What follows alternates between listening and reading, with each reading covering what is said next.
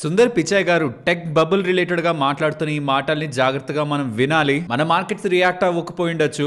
Recent highs నుంచి Nasdaq 7% పడింది. Asian markets చూడండి, south Korea, Japan, Taiwan, Shanghai China, ఇవన్నీ 3.5 to 5% దగ్గరగా లాస్ట్ 5 days లో పడినవే. మన మార్కెట్ ఒకటి పాజిటివ్ లో ఉంది. రీజన్ మీ అందరికీ తెలుసు, ఎందుకు గ్లోబల్ మార్కెట్స్ పడుతున్నా ఇండియన్ మార్కెట్ పడట్లేదని ఈ మధ్య కాలంలో మాట్లాడుకున్నాం. బట్ సుందర్ పిచాయ్ గారు చేస్తున్న ఈ కామెంట్స్ బ్యాక్ లాజిక్ ఏంటి? సర్కిల్ ఇన్వెస్ట్మెంట్ ఇప్పుడు ప్రెసెంట్ ఏఐ రిలేటెడ్ గా టెక్నాలజీ పరంగా యుఎస్ లో ఎలా జరుగుతుంది, ఇది ఫస్ట్ మాట్లాడుకుందాం. తర్వాత ఇవాళ పెరిగిన వెండి అలాగే బంగారం ధరలను కూడా మాట్లాడుకుంటూ, అండ్ ఇది ఇంట్రెస్టింగ్ గా ఉంటుంది. ఆపరేషన్ సింధూర్ లో చైనా ఒక రోల్, స్పెషల్లీ ఇండియాకి అగైనెస్ట్ గా చైనా ఏం పని చేసిందని యుఎస్ వాళ్ళే ఒక రిపోర్ట్ ద్వారా బయట పెడుతున్నారు. యుఎస్ రిపోర్ట్ ఒకటి బయట పెడుతూ ఉంది. దీన్ని మాట్లాడుకుంటూ ఇవాళ గ్రోత్ స్టాక్ చూసారా, 2 కోట్ల షేర్లు పెండింగ్ లో ఉన్నాయి. దీని బ్యాక్ రీజన్ ఏంటి, ఎందుకు ఇవాళ స్టాక్ ఇంతలా లోయర్ సర్క్యూట్ కు వెళ్లి మరి క్లోజ్ అయింది, ఈ డీటెయిల్స్ ని మాట్లాడుకుంటూ ఇవాళ అండ్ రేపు కమింగ్ డేస్ లో కూడా ఇంపార్టెంట్ మార్కెట్ డేటా ఉంది. స్పెషల్ ఇది గోల్డ్ ని ఇంపాక్ట్ చేసే data, also market stock market ని కూడా వీటిని డిస్కస్ చేసుకుంటూ ఇంపార్టెంట్ మార్కెట్ ఈవెంట్స్ ని మాట్లాడుకుంటూ ఇవాళ మన మార్కెట్ అనాలిసిస్ ని ఎండ్ చేద్దాం. Hello friends, welcome to day trader Telugu. Good evening. First అయితే మార్కెట్స్ రిలేటెడ్ గా ఉంటున్న ఈ పానిక్నెస్ ని మాట్లాడుకోవాలి. గత కొద్ది రోజులుగా మన మార్కెట్స్ పెద్దగా పడకపోయిండొచ్చు, నేను ఒప్పుకుంటాను. పోర్ట్ఫోలియోస్ కూడా ఏం పెద్దగా పెరిగిపోయిండొచ్చు, కానీ గ్లోబల్ మార్కెట్స్ అన్ని కూడా ఒక మినీ క్రాష్ అయితే చూసాయి. నాస్డాక్ రీసెంట్ హైస్ నుంచి 7% పడింది. ఇక్కడ చూడండి, ఏ కంట్రీ అండ్ దానికి సంబంధించిన ఏ ఇండెక్స్ లు ఎంతెంత పర్సెంట్ పడ్డాయి, లాస్ట్ 5 days లో ఎంత పడ్డాయి, ఇన్ఫాక్ట్ ఇవాళ కూడా పడ్డాయి. బట్ మన ఇండియన్ మార్కెట్ పడలేదు. ఇన్ఫాక్ట్ ఆల్ టైమ్ హైస్ కి దగ్గరలో ఉన్నాం. నేను మళ్ళీ చెప్తున్నాను కదా, ఎస్ పోర్ట్ఫోలియోలో మీరు హోల్డ్ చేసిన స్టాక్స్ పెరగకపోయిండొచ్చు, ఎందుకంటే small and mid cap stocks అంతగా పెరగలేదు, కానీ లార్జ్ క్యాప్ స్టాక్స్ ఈ మధ్య కాలంలో పెరుగుతున్నాయి. ఓవరాల్ స్టాక్ మార్కెట్ లో ఇన్వెస్ట్మెంట్ చేసిన వాళ్ళు, ఇండెక్స్ ఫండ్ లో ఇన్వెస్ట్మెంట్ చేసిన వాళ్ళకి ఆల్ టైమ్ హైస్ కి దగ్గరగానే నిఫ్టీ రిలేటెడ్ గా మూవ్ ఉందనేది మనం గుర్తించాలి. ఎందుకు గ్లోబల్ మార్కెట్స్ పడుతున్నా ఇండియన్ మార్కెట్ పడలేదు, రీజన్ ఎప్పటి నుంచో చెప్తున్నది, ఇంకొకసారి చెప్తున్నాను. ఏ రిలేటెడ్ గా ఏ బూమ్ తో అయితే మార్కెట్స్ అన్ని పెరిగాయో, ఈ రీసెంట్ టైమ్స్ లో ఏ రిలేటెడ్ గా ఫియర్ క్రియేట్ అవుతుంది. బూమ్ కాదు, ఫియర్ క్రియేట్ అవుతుంది. ఆ ఫియర్ కి ఆజ్యం పోస్తూ దానికి ఇంకా ఆయిల్ ని యాడ్ చేస్తూ సుందర్ పిచాయ్ గారు, గూగుల్ ఒక బాస్ కూడా స్టేట్మెంట్ చేస్తున్నారు. ఏమంటున్నారు చూడండి, a investment boom has elements of irrationality. Rationality అంటే లాజిక్స్ తో వెళుతున్నది, ఇర్రేషనాలిటీ అంటే లాజిక్స్ లేకుండా జరుగుతున్నది, ఆర్ సర్టెన్ అన్సర్టనిటీతో ఉంటున్నది అని ఏమంటున్నారంటే, ఏఐ బబుల్ కానీ బర్స్ట్ అయితే అది ఏదో ఒక్క ఏఐ కంపెనీస్ నే ఇంపాక్ట్ చేస్తుందనే కాదు, ఎంటైర్ టెక్ కంపెనీస్ ని ఇంపాక్ట్ చేస్తుంది. Not just AI, entire tech ఇండస్ట్రీనే ఇంపాక్ట్ అవుతుంది. సో ఏఐ రిలేటెడ్ గా ఫుల్ యూఫోరియాతో వెళ్తున్నారా. స్పెషల్లీ ఫేస్బుక్ ఒక సీఈఓ, మెటా ఒక సీఈఓ మార్క్ జూకర్బర్గ్ పెద్ద మొత్తంలో, భారీ మొత్తంలో నేను ఇన్వెస్ట్మెంట్స్ చేస్తాను ఏఐ రిలేటెడ్ గా, గతంలో చెప్పిన దానికంటే గతంలో ఆల్మోస్ట్ ఒక $60 to $65 బిలియన్ ఇన్వెస్ట్ చేస్తాను ఇయర్ కి, ఇప్పుడు $70 to $75 బిలియన్ దగ్గరగా ఇన్వెస్ట్ చేస్తాను, చాలా ఎక్కువగా ఇన్వెస్ట్ చేసి ఏఐ రిలేటెడ్ గా గ్రోత్ ని తీసుకొస్తాను అని మెటా సీఈఓ చేసిన కామెంట్స్ కూడా Google CEO are alphabet CEO Sundar Pichai గారు ఏఐ లో ఇర్రేషనాలిటీ కనిపిస్తుందని, అట్ సమ్ పాయింట్ ఆ బబుల్ కానీ బర్స్ట్ అయితే అది ఎంటైర్ టెక్ ఇండస్ట్రీని ఇంపాక్ట్ చేస్తుందని ఇలా కామెంట్స్ చేశారు. అండ్ ఈ ఏఐ రిలేటెడ్ గా ఉంటున్న మేజర్ కన్సర్న్ ఏంటంటే circular investment or circular deal. ఇది ఎగ్జాంపుల్ లేటెస్ట్ దాంతోనే ఎక్స్ప్లెయిన్ చేస్తాను, తర్వాత మీకు ఒక ఇంపార్టెంట్ ఇమేజ్ ని చూపిస్తాను. ఇక్కడ చూడండి, Microsoft Nvidia to invest $15 billion in Anthropic. OpenAI, ChatGPT ఉందా, దాని లార్జెస్ట్ కాంపిటీటర్ ఆంథ్రోపిక్, క్లాడ్ అంటుంటారు కదా ఏఐ లో, సో వాళ్ళనమాట. సో ఇప్పుడు ఈ ఆంథ్రోపిక్ అనే దాంట్లో $15 బిలియన్ అంటే సుమారుగా 133,000 కోట్ల దగ్గరగా మైక్రోసాఫ్ట్ ఎన్విడియా కలిసి ఆంథ్రోపిక్ లో పెట్టుబడి చేస్తారు అని ఎలా చెప్తున్నారా. ఇది యాక్చువల్లీ ఒక డీల్ లా చూడాలి కదా, కానీ ఇలా పెట్టుబడి మైక్రోసాఫ్ట్ ఎన్విడియా చేస్తున్నారు కాబట్టి ఆంథ్రోపిక్ వాళ్ళు, క్లాడ్ కి సంబంధించిన పేరెంట్ కంపెనీ వాళ్ళు $30 బిలియన్ కి సంబంధించి మైక్రోసాఫ్ట్ అజూర్ కి సంబంధించిన కంప్యూటింగ్ కెపాసిటీని కొంటారు అంటున్నారు. సో అటు నుంచి ₹1 వస్తుంది అనుకోండి, ఇటు నుంచి ఒక ₹0.5, ₹1 లేకపోతే ₹2 మళ్ళీ అటు పక్కకు వెళ్లే ప్రయత్నం జరుగుతుంది. ఇది నేను జస్ట్ ఒక ఎగ్జాంపుల్ చెప్పాను అనుకుంటారేమో. ఇక్కడ చూడండి, ఎన్విడియాని సెంటర్ గా పెట్టుకొని ఏ కంపెనీస్ లోకి ఎన్విడియా పెట్టుబడి చేసింది, అవి తిరిగి మళ్ళీ ఎన్విడియాకి సంబంధించి ఎలా పెట్టుబడులు చేస్తున్నాయి, ఇలా ఏ కంపెనీస్ ఎలా ఇంటర్ డిపెండెంట్ గా ఒక సర్క్యులర్ వేలో ఇన్వెస్ట్మెంట్స్ ఆర్ డీల్స్ చేసుకుంటున్నాయి అనేది ఇక్కడ గమనించవచ్చు. ఇదేమన్నా రాంగా, ఇల్లీగలా? అస్సలు కాదు. నాది రోడ్స్ వేసే కంపెనీ, ఆ రోడ్ వేయడానికి కావాల్సిన మెటీరియల్ తయారు చేసే కంపెనీ మీది అనుకోండి, మీరు రోడ్స్ వేస్తున్నాను కదా, నేను గ్రో అవుతాను కదా అని నాలో ఇన్వెస్ట్మెంట్ చేస్తారు, నా కంపెనీలో ఇన్వెస్ట్మెంట్ చేస్తారు. నా కంపెనీ గ్రో అవ్వాలంటే రోడ్ వేయడానికి మెటీరియల్స్ కావాలి కదా, నేను మీ కంపెనీలో ఇన్వెస్ట్మెంట్ చేస్తాను, ఆ మెటీరియల్స్ కొనుక్కుంటానని చెప్పి ఒక ట్రేడ్ డీల్ మీతో కుదుర్చుకుంటూ ఉంటాను. ఇవంతా బానే ఉంటుంది ఎప్పటి వరకు అంటే ఆ మెయిన్ కంపెనీ మంచిగా లాభాల్లో, రోడ్లు వేసే కంపెనీ మంచిగా లాభాల్లో ఉన్నంత వరకు ఆ రోడ్లు వేయడానికి కావాల్సిన రా మెటీరియల్ తయారు చేస్తున్న కంపెనీకి కూడా మంచిగా డిమాండ్ ఉంటుంది. లైక్ వైజ్ ఇక్కడ ఏఐ రిలేటెడ్ గా ఏవైతే సర్వీసెస్ ని మనకు అందిస్తున్నాయో, ఓపెన్ ఏఐ కానీ, మీన్ చాట్ జీపీటీ కానీ, ఆంథ్రోపిక్ కానీ, క్లౌడ్ కానీ, మిగిలిన కంపెనీస్ ఏవైతే సబ్స్క్రిప్షన్ బేస్డ్ మోడల్ తో లేకపోతే వాళ్ళ దగ్గర ఉన్న ఫండ్స్ ని యూజ్ చేసా ఏఐ మోడల్స్ ని రన్ చేస్తున్నారో వాళ్ళు ప్రాఫిటబుల్ గా, వాళ్ళు దివాలా తీయనంత వరకు కూడా, వాళ్ళు బాగున్నంత వరకు కూడా మిగిలిన వాళ్ళ మీద డిపెండ్ అయిన మిగిలిన అన్ని కంపెనీస్ కూడా బానే ఉంటుంది. But if in case AI related గా ఇప్పుడున్నది టూ మచ్ ఇఫోరియా అది కొంత కూల్ ఆఫ్ అయింది అనుకోండి, దెన్ అప్పుడు రిపర్కషన్స్ మనం చూడాల్సి ఉంటుంది. అప్పుడు మనకి రియల్ సైడ్ ఎఫెక్ట్స్ కనిపిస్తాయి. అది ఇమీడియట్ గా కనిపిస్తాయా, కొంత టైం పడుతుందో తెలియట్లేదు. కానీ సుందర్ పిచాయ్ గారు మాత్రం ఇర్రేషనాలిటీ క్లియర్ గా కనిపిస్తుంది. అంత యుఫోరియా ఏఐ రిలేటెడ్ గా ఇన్వెస్ట్మెంట్స్ పరంగా ఉండాల్సింది కాదు. దాని ఒక ఇంపాక్ట్ ఫ్యూచర్ లో tech companies or tech industry మీద ఉంటుందని అప్డేట్ చేస్తున్నారు. So if in case in coming times ఎప్పుడైనా ఏఐ రిలేటెడ్ గా బబుల్ బర్స్ట్ అయిందని యుఎస్ కంపెనీస్ కానీ, గ్లోబల్ కంపెనీస్ కానీ ఇంపాక్ట్ అవుతూ ఉంటే ఆ ఇంపాక్ట్ ఇండియా మీద ఉండే స్కోప్ చాలా తక్కువ. సో మార్కెట్ లో ఇన్వెస్ట్మెంట్ చేసిన వాళ్ళు ఈ ఇంపాక్ట్ మన కంపెనీస్ మీద ఎక్కడ ఉంటుందని భయపడాల్సిన నీడ్ లేదు. బట్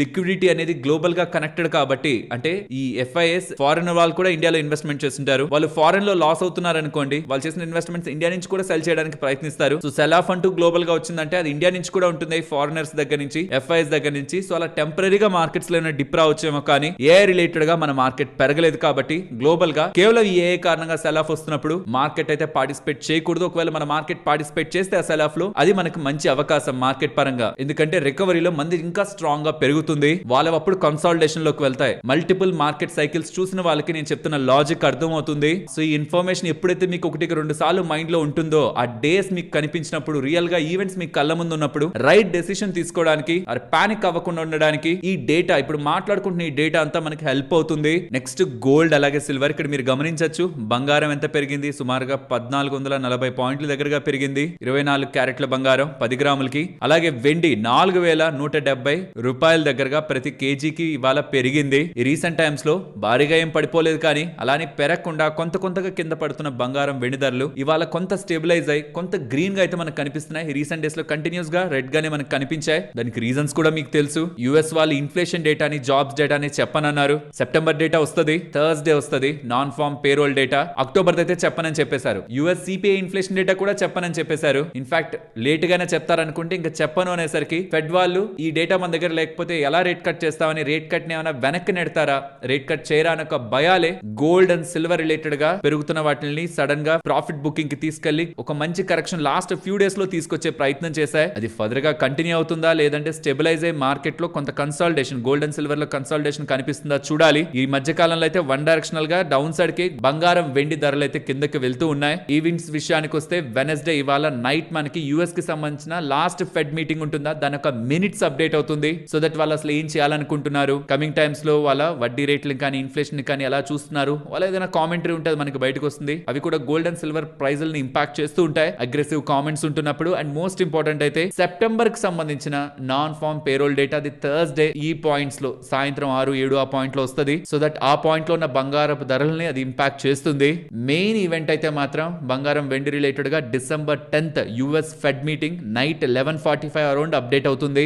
ఆ టైంలో వాళ్ళు రేట్ కట్ చేశారంటే మాత్రం గోల్డ్ అండ్ సిల్వర్ కి అది చాలా మంచిది. చేయలేదు అంటే మాత్రం మార్కెట్ ఆల్రెడీ ప్రిపేర్డ్ గానే ఉంది, బట్ చిన్న హోప్ కూడా ఉంది కట్ చేస్తారేమో అని. కాబట్టి కట్ చేయరు అనేసరికి కొంత disappointment gold and silver prices లో కూడా మనకు ఆ రోజు కనిపించవచ్చు. December 10th main gold and silver పరంగా అనేది గుర్తుంచుకోవాలి. నెక్స్ట్ యుఎస్ వాళ్ళు ఒక రిపోర్ట్ ని రిలీజ్ చేశారు. అందులో ఏం చెప్తున్నారంటే చైనా వాళ్ళు ఫేక్ ఇమేజెస్ ని మన రఫేల్, ఈ ఫ్రాన్స్ కి సంబంధించి మనం తెచ్చుకున్న రఫేల్ ఉంది కదా యుద్ధ విమానం, దానికి అది ఎక్కడో కూలిపోయిందని, దానికి సంబంధించిన అవశేషాలు ఇలా ఉన్నాయని చెప్పి, పార్ట్స్ ఇలా ఉన్నాయని చెప్పి కొన్ని ఏఐ ఇమేజెస్ ని సర్క్యులేట్ చేసి ఈ ఆపరేషన్ సింధూర్ లో ఇండియాకి సంబంధించిన యుద్ధ విమానాలను కిందకి తీసుకొచ్చింది పాకిస్తాన్ వాళ్ళు వాడిన మాకు సంబంధించిన మిలిటరీ ఆర్ ఈ డిఫెన్స్ కి సంబంధించిన ఎక్విప్మెంట్. సో మాది చాలా గ్రేట్, ఆ యుద్ధ విమానాలను కూడా కిందకి లాగలిగామని ప్రాపగాండాని చైనా వాళ్ళు పుష్ చేశారని, దాని ద్వారా వాళ్ళ సేల్స్ ని పెంచుకోవడానికి, డిఫెన్స్ ఒక సేల్స్ ని పెంచుకోవడానికి ప్రయత్నించారని యుఎస్ కి సంబంధించిన ఒక రిపోర్ట్ చైనాకి సంబంధించిన గ్రే జోన్ టాక్టిక్స్ ని బయట పెడుతూ ఒక అప్డేట్ అయితే చేశారు. సో ఇక్కడ దీన్ని బట్టి అర్థం అవుతుంది కదా, ఒక 2 దేశాల మధ్యలో ఏదైనా ఇష్యూ జరిగింది అనుకోండి,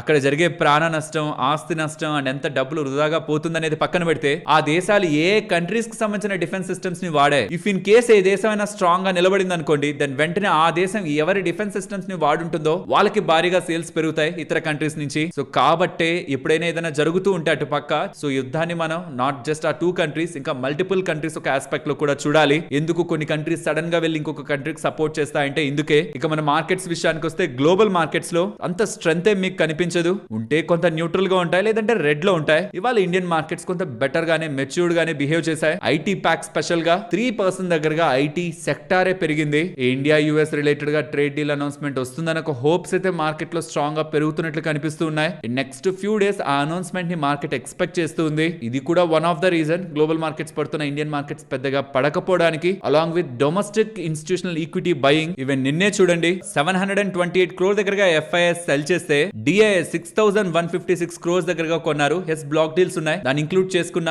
సపోర్ట్ ఎవరి దగ్గర నుంచి వస్తుంది బయింగ్ రిలేటెడ్ గా అంటే ఇది ప్యూర్లీ డొమెస్టిక్ ఇన్స్టిట్యూషనల్ ఇన్వెస్టర్స్ దగ్గర నుంచి. అండ్ ఇది కూడా ఒకసారి చూడండి, జస్ట్ 2 సంవత్సరాలు 2019 2020 అక్కడ మాత్రమే ఎఫ్ఐఎస్ బయర్స్ గా ఉన్నారు. రెస్ట్ అంతా వన్ డైరెక్షనల్ గా ఇయర్లీ బేసిస్ తో కూడా స్ట్రాంగ్ గా సెల్ చేస్తూ పోతున్నా మార్కెట్స్ నిలబడ్డాయంటే ఆఫ్టర్ ఈ వైరస్ తర్వాత ప్రథమంగా ఈ ఎఫ్ఐఎస్ కి సంబంధించిన సెల్లింగ్ ప్రెషర్ ని మన ఇండియన్స్ ఒక మంత్లీ డబ్బులు ఏదైతే మార్కెట్ లోకి వెళ్తుంటుందో వాళ్ళు డైరెక్ట్ గా చేసేది ఏదైతే ఉంటుందో అది అండ్ ఎస్ఐపిస్ ద్వారా వెళ్తున్న డబ్బులు ఈ రెండు కలిపి వీళ్ళ సెల్లింగ్ ప్రెషర్ ని అబ్జార్బ్ చేసుకుంటూ మార్కెట్స్ ని స్లోగా పుష్ చేసుకుంటూ వచ్చారు. స్టిల్ ఇప్పుడు కూడా మార్కెట్స్ పెరుగుతూ ఉండడం బ్యాక్ రీటైలర్స్ ఒక హ్యాండ్ చాలా స్ట్రాంగ్ గా ఉంది. అండ్ నెగిటివ్స్ అంటారా మార్కెట్ లో, అది మీరు చాలా సంవత్సరాల బ్యాక్ నుంచి వింటూనే కూడా ఉంటారు. లైక్ యుఎస్ కి సంబంధించిన డెట్ మేజర్ లెవెల్స్ లో ఉందని, క్రాష్ అవ్వచ్చు యుఎస్ కి సంబంధించిన ఎకానమీ అని, రెసెషన్ అని ఇవి వింటారు. ఏఐ రిలేటెడ్ గా బబుల్ అని, అది క్రాష్ అయినా గ్లోబల్ మార్కెట్స్ పడతాయి అండ్ దాని స్పిల్ ఓవర్ ఇంపాక్ట్, దాని ఒక ఇంపాక్ట్ ఇండియన్ మార్కెట్స్ మీద కూడా ఉంటుందని చాలా దగ్గర మీరు చూస్తూ వస్తూ ఉంటారు. జపాన్ రిలేటెడ్ గా క్రైసిస్, అక్కడ బాండ్ ఈల్డ్స్ పెరుగుతున్నాయి. వాళ్ళ రిలేటెడ్ గా వస్తున్న రెవెన్యూస్ లోనే నియర్లీ 38-40% దగ్గరగా వాళ్ళు తీసుకున్న అప్పులకి ఆ బాండ్ ఈల్డ్స్ పెరగడం కారణంగా జపాన్ గవర్నమెంట్ స్పెండ్ చేయాల్సి వస్తుందని, డాలర్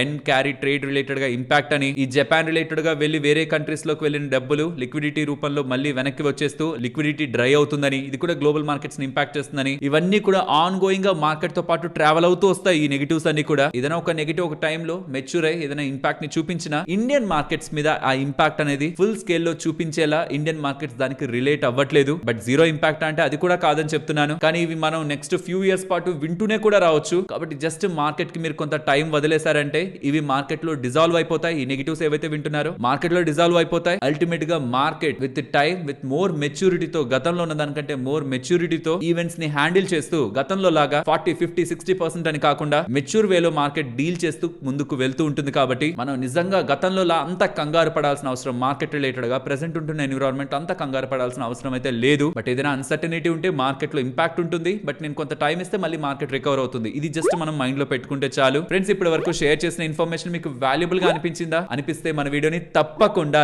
లైక్ చేయండి. ఫస్ట్ గ్రో గురించి మాట్లాడుకోవాలి. ఇక్కడ మీకు స్క్రీన్ మీద కనిపిస్తున్న డేటా చాలా ఇంపార్టెంట్ డేటా. బట్ అది మాట్లాడుకునే ముందు ఎందుకు స్టాక్ రీసెంట్ టైమ్స్ అంత స్ట్రాంగ్ గా పెరిగింది, ఆల్సో ఇవాళ ఎందుకు అంతలా పడిందో తెలుసుకుందాం. ఇక్కడ మీరు చూసారంటే Groww faces 30 lakh share option, analyst flag deepening short seller trap అనేలా కనిపిస్తుందా? అది ఇవాళ కాదులేండి, నిన్న చాలా వరకు గ్రోలో ఇంట్రాడే యాక్టివిటీ చేసి బాగా పెరిగింది కదా, సెల్ చేద్దాం డబ్బులు వస్తాయి అనుకుని సెల్ చేసి దాన్ని డెలివర్ చేయలేక 30 లక్షల దగ్గరగా స్టాక్స్ ని ఆప్షన్ లో ఎదుర్కోవాల్సి వచ్చిందని చాలా మంది ట్రేడర్స్ గ్రోని షార్ట్ చేసిన వాళ్ళు ట్రాప్ అయ్యారని, దాని కారణంగా ఆప్షన్ లోకి వెళ్తే ఏమవుతుంది, ఉన్నదానికంటే హయ్యర్ ప్రైస్ లో ఎగ్జిక్యూట్ అవుతాయి కాబట్టి అది ఫర్దర్ గా స్టాక్ ప్రైస్ ని పెంచే ప్రయత్నం చేసింది, కొంతవరకు మూవ్ చేసే ప్రయత్నం చేసింది. కానీ ఈ లోపు ఉంటున్న ఎక్స్పెన్సివ్ వాల్యుయేషన్సా లేకపోతే ప్రాఫిట్ బుకింగ్ చేసుకుందాం ఇంకింతకు మించి ఎంత వెళ్తుందిలే అని ఎగ్జిస్టింగ్ ఉంటున్న షేర్ హోల్డర్స్ ప్రాఫిట్ బుక్ చేసుకునే ప్రయత్నంలో ఈ డేటా ఇక్కడ మీరు గమనించాలి. ప్రెసెంట్ ఉంటున్న మార్కెట్ లో ఉంటున్న ఫ్రీ ఫ్లోట్ 7% కాబట్టి ప్రాఫిట్ బుకింగ్ ఏదైతే స్టార్ట్ అయిందో కొంత పానిక్ మార్కెట్ లో క్రియేట్ అయ్యేసరికి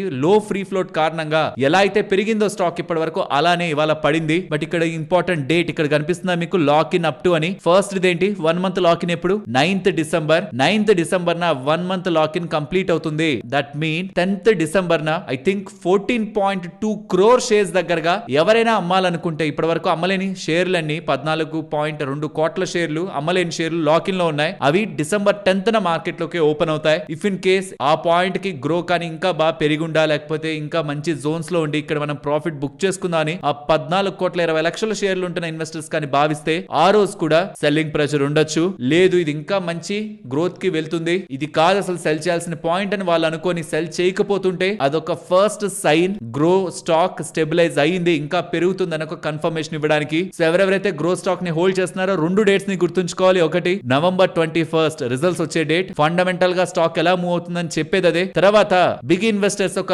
షేర్స్ లాక్ ఇన్ రిలీజ్ అయ్యేది 9th డిసెంబర్ కంప్లీట్ అయిపోతుంది. 10th డిసెంబర్ న లాక్ ఇన్ షేర్స్ మార్కెట్ లోకి వస్తాయి కాబట్టి ఆ షేర్స్ 14.2 కోట్ల షేర్లని సెల్ చేయడానికి ఆపర్చునిటీ ఉన్నప్పుడు ఇన్వెస్టర్స్ సెల్ చేస్తున్నారా బిగ్ ఇన్వెస్టర్స్? సక్సెస్ లేదు, అలా వెయిట్ చేయగలుగుతున్నారా అన్నది కూడా గ్రోలో ఇన్వెస్ట్మెంట్ చేసిన వాళ్ళు గమనించాలి. ప్రెసెంట్ అయితే లో ఫ్రీ ఫ్లోట్ ఉండడం కారణంగా మీకు పడితే లోయర్ సర్క్యూట్ లైనా కనిపిస్తుంది, పెరుగుతుంటే హయ్యర్ గా పెరుగుతున్నట్లయినా ఉంటుంది. అండ్ దీని యొక్క సర్క్యూట్ లిమిట్ ని మార్చేశారు. 20% ఉండేది, దాని ఇప్పుడు 10% కి తెచ్చారు. లేదంటే ఇవాళే 20% కి పడేది. ఎందుకంటే ఆల్మోస్ట్ 2 కోట్ల షేర్ల దగ్గరగా కూడా ఇవాళ సెల్ మోడ్ లో ఉన్నాయి. సుమారుగా 1,20,00,000 షేర్లు లోయర్ సర్క్యూట్ లో కూడా అమ్మడానికి రెడీగా ఉన్నారు. యూజువల్ గా ఐపీఓకి వచ్చిన తర్వాత ఓవర్ ఇఫోరియాతో పెరిగినవి కొంత కూల్ ఆఫ్ అవ్వడం, కొంత సెటిల్ అవ్వడం, మళ్ళీ దాని తర్వాత డిపెండింగ్ అపాన్ ద ఫండమెంటల్స్ పెరగడం మార్కెట్ లో జనరల్ గా జరిగే సినారియోనే. కాబట్టి ఫండమెంటల్ గా లాంగ్ టర్మ్ కోసం ఇన్వెస్ట్మెంట్ చేసిన వాళ్ళు, లోయర్ లెవెల్స్ లో కొని పెట్టుకున్న వాళ్ళు బిజినెస్ రిలేటెడ్ గా ఉంటున్న అప్డేట్స్ కోసం చూడండి. 21 నవంబర్ ఆ రిజల్ట్స్ మనకు వస్తాయి. నెక్స్ట్ కేఈసీ ఇంటర్నేషనల్ గురించి మాట్లాడుకోవాలి.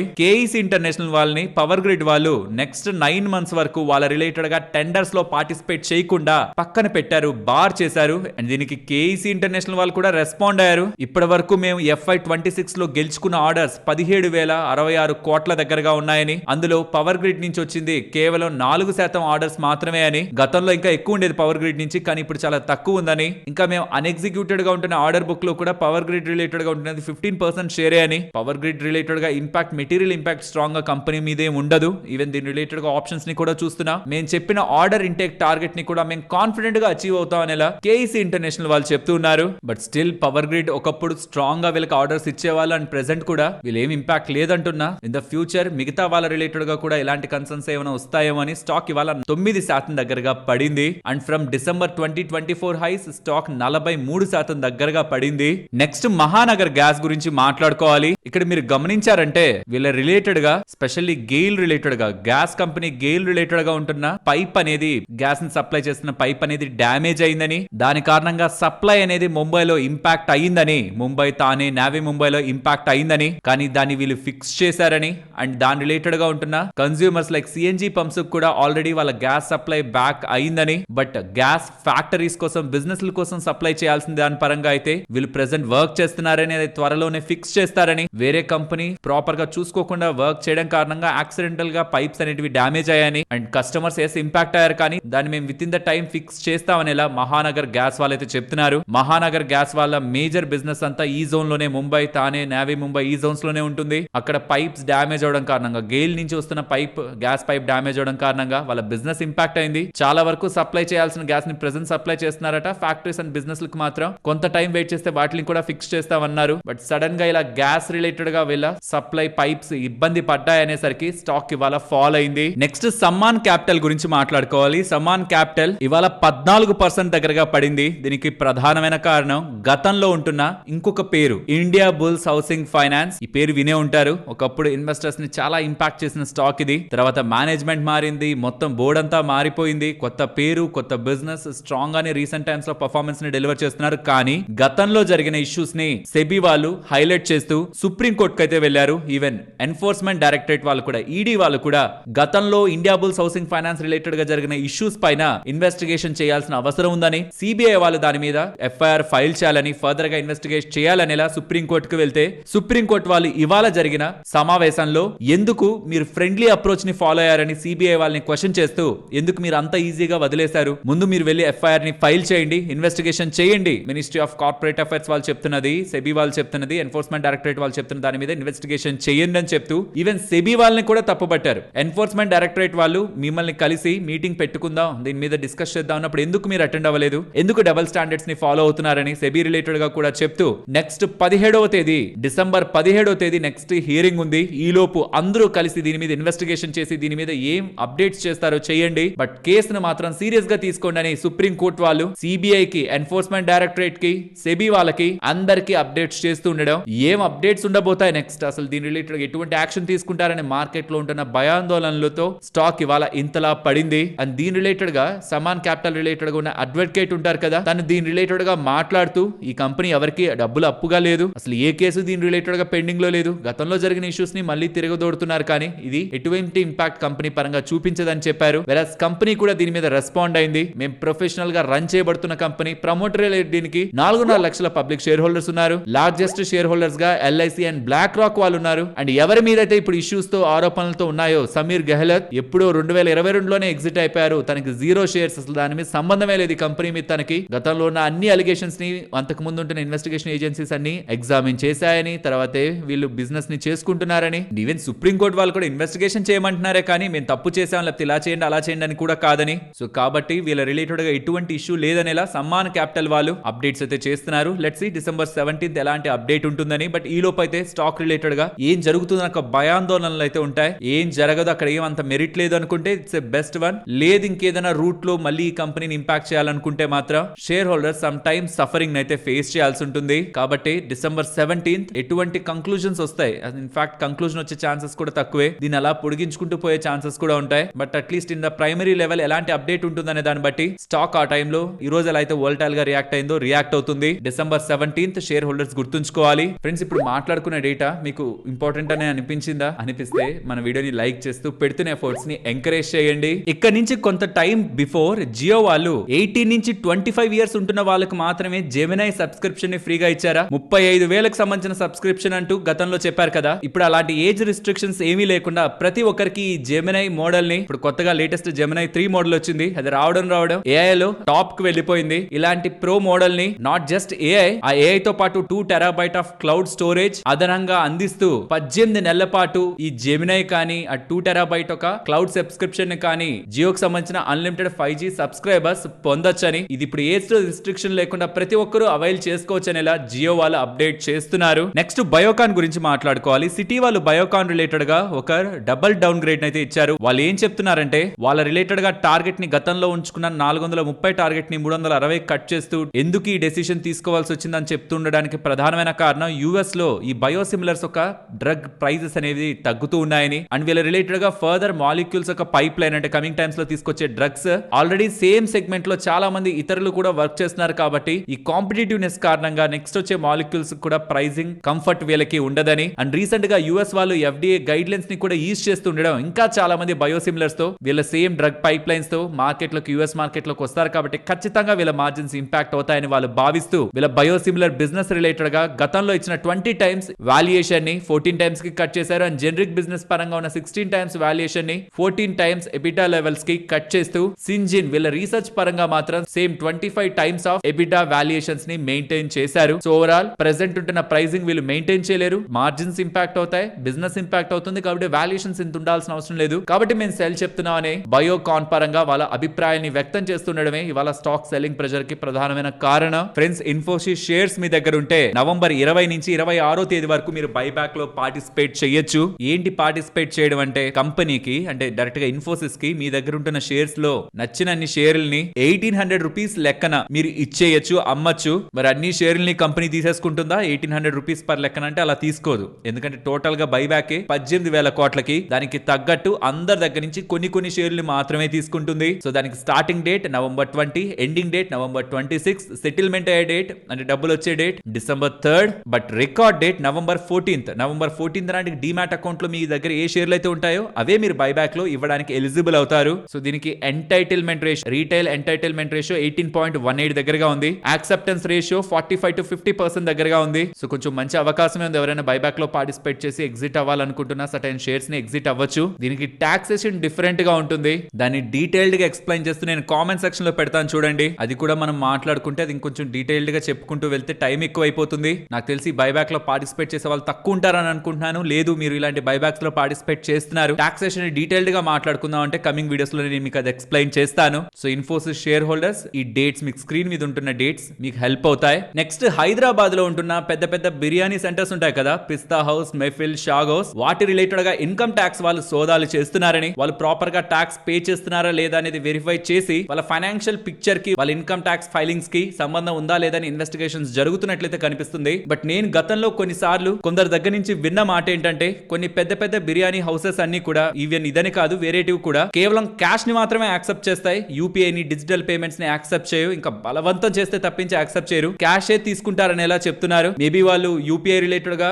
డిజిటల్ గా ట్రాన్స్ఫార్మ్ అవ్వలేక తీసుకుంటున్నారా, లేకపోతే ఇన్కమ్ ట్యాక్స్ రిలేటెడ్ గా ఉద్దేశంతో తీసుకుంటున్నారని తెలియదు. కానీ చాలా చోట్ల స్టిల్ క్యాష్ ని మాత్రమే ప్రిఫర్ చేస్తుంటారు. అలా మీకు ఎక్కడైనా ఈ మధ్య కాలంలో అనిపిస్తే వాటి రిలేటెడ్ గా వీలైతే కామెంట్ సెక్షన్ లో షేర్ చేయండి. నెక్స్ట్, హెచ్యుఎల్ గురించి మాట్లాడుకోవాలి. వీళ్ళ ఐస్ క్రీమ్ బిజినెస్ ఉంది కదా, క్వాలిటీ వాల్స్ బిజినెస్, దాన్ని డీమర్ చేస్తారని చెప్పారా. దానికి రికార్డ్ డేట్ December 5th అని ఫిక్స్ చేస్తున్నారు. ఆల్మోస్ట్ 1800 crores ఉంటుంది వీళ్ళ ఐస్ క్రీమ్ బిజినెస్. దాన్ని బయటికి తెస్తున్నారు మొత్తానికి. బట్ అది మార్కెట్ లోకి వచ్చేది అంటే 1800 crores దగ్గరగా బిజినెస్ చేసేది అది. సో మార్కెట్ లోకి ఆల్మోస్ట్ 15,000 crore వాల్యుయేషన్స్ లోకి రావచ్చు. అంటే ప్రెసెంట్ హిందుస్థాన్ యూనిలీవర్ లో ఒక 50 నుంచి 60 రూపీస్ తగ్గిపోతుంది, షేర్ లోంచి తగ్గిపోతుంది అండ్ సెపరేట్ గా మార్కెట్ లోకి వచ్చి లిస్ట్ అవుతుంది. ఎవరెవరి దగ్గర అయితే హిందుస్థాన్ యూనిలీవర్ షేర్స్ ఉంటాయో వాళ్ళకి ఈ ఐస్ క్రీమ్ షేర్స్ కూడా, క్వాలిటీ వాల్స్ ఒక షేర్స్ కూడా లభిస్తాయి. నెక్స్ట్ ఏడబ్ల్యూఎల్ అగ్రి, అంతకుముందు ఆదాని విల్మర్ అని పేరుతో ఉంది కదా, ఆ ఏడబ్ల్యూఎల్ అగ్రి బిజినెస్ పరంగా ఒక ఇంపార్టెంట్ అప్డేట్ కనిపిస్తుంది. ఆదాని వాళ్ళ దగ్గర ఈ ఏడబ్ల్యూఎల్ అగ్రి బిజినెస్ రిలేటెడ్ గా ఉంటున్న 13% వాటాని